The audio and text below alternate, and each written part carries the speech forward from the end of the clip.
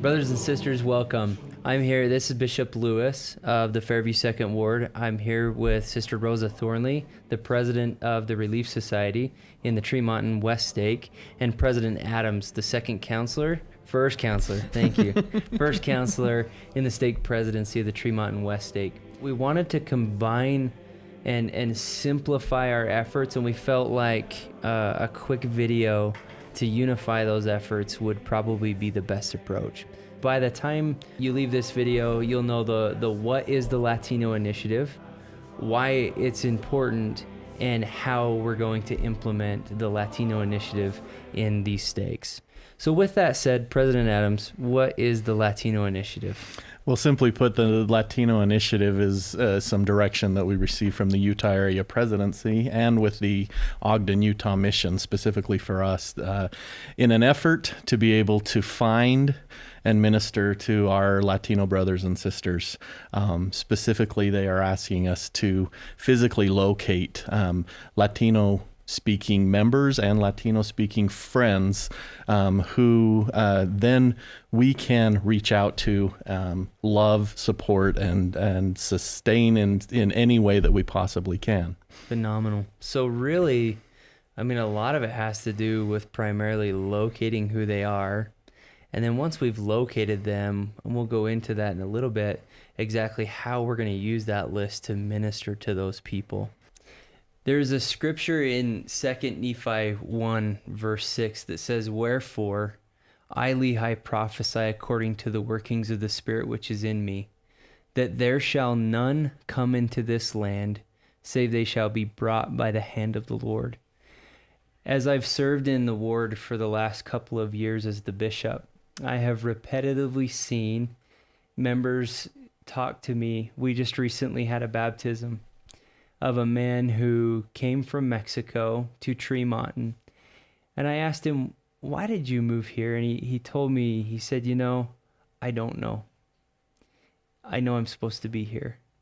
And I've seen that happen a lot. And it's exciting to see. The goal is to gather together, and identify who they are and where they're at.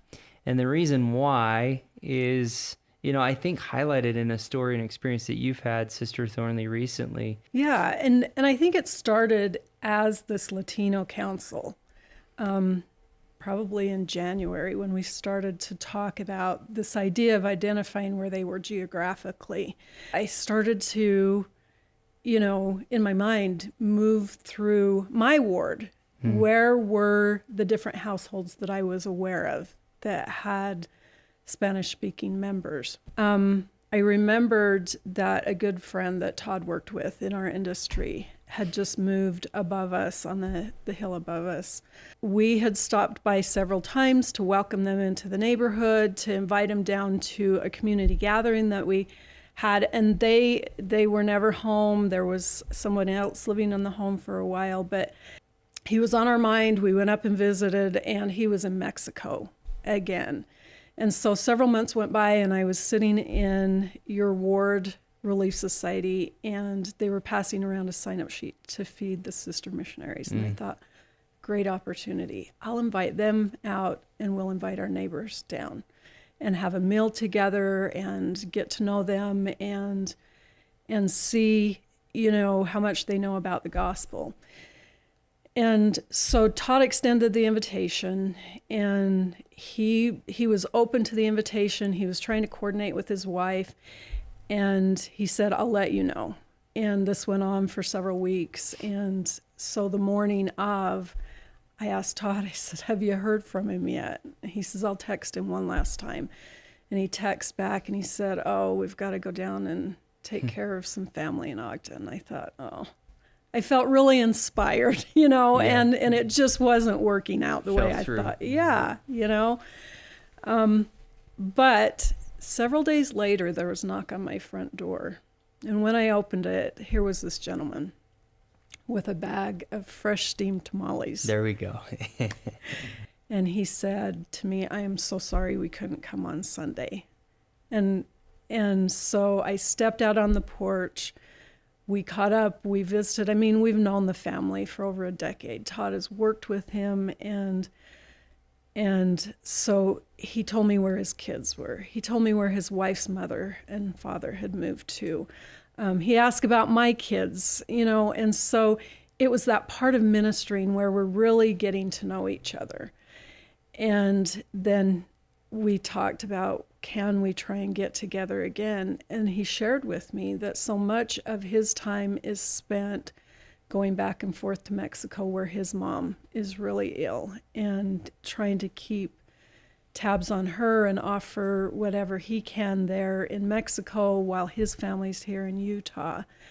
And so it wasn't a failure. It was just the timing. And I think that that is so true, that what this initiative about is being aware of each other, knowing what we need. Well, and I think that is one of the keys of the story too, is because as you talked about them and got them under the dock, we now knew about this family. I've been the bishop for a couple of years, didn't know about them. And I had a member contact me and ask me, hey, I need a mechanic. Do you know any mechanics? Well, this man happens to be a mechanic. And so it made a very natural conversation of, we brought him new business. There's so many new avenues that we can utilize now, and all of the activities that we're holding as a ward to be able to bring them in. So just by knowing about that family, there's so much that we can go and do. And we're starting to see a lot of fruit happening because of just the efforts that have already taken place and the people that we're now finding. And so knowing about every family is going to be so critical as we move forward. So the organized effort in the Latin Initiative then is to identify all of them and get them onto a map so that we can then go to work.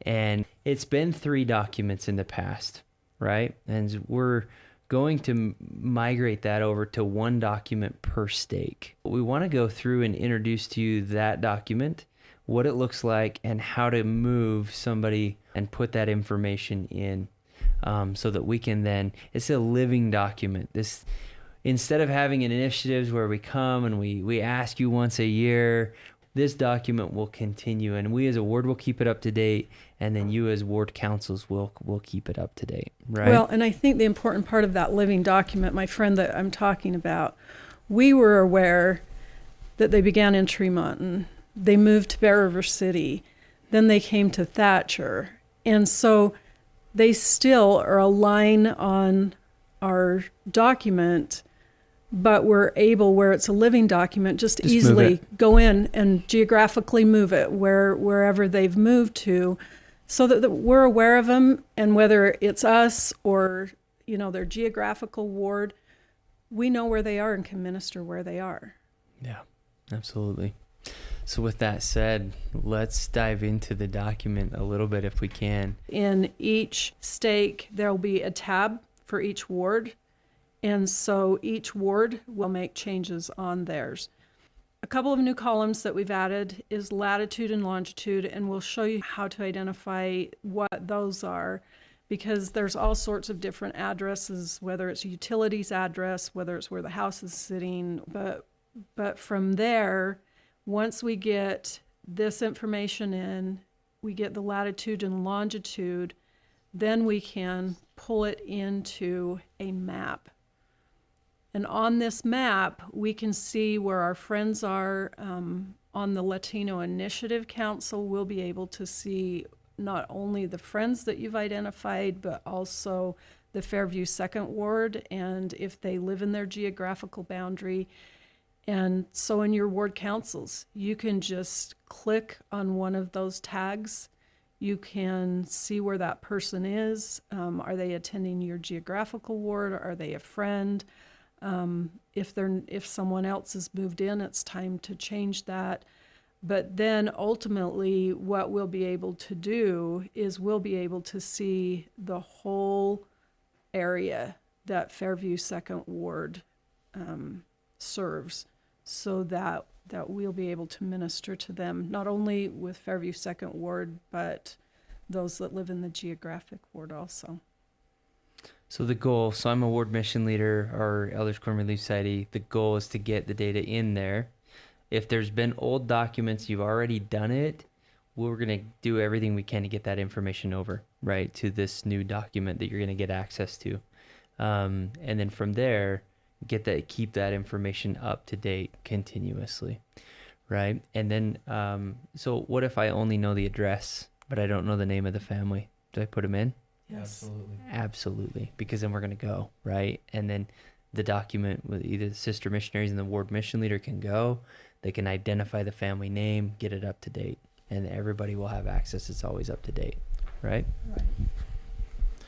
I think that's the beauty of the document itself, is it's not just an administrative piece of equipment or a tool that we're using. This is actually a document that Fairview Second Ward can use, the missionaries in our area can use, and every elders quorum and every relief society in every ward of the 6 stakes that feed this area can use to minister to and to love, share, and invite. It's basically those things in action is what we're hoping for. So we don't want this to feel like we're just doing this administrative task that we've been asked to do by the Utah area presidency.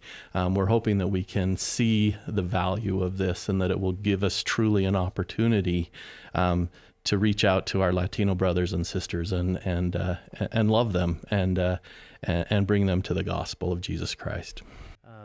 There is a scripture in Doctrine and Covenants 90, verse 11, that says, "For it shall come to pass in that day that every man shall hear the fullness of the gospel in his own tongue and in his own language, through those who are ordained unto his power, this power, by the administration of the Comforter shed forth upon them for the revelation of Jesus Christ."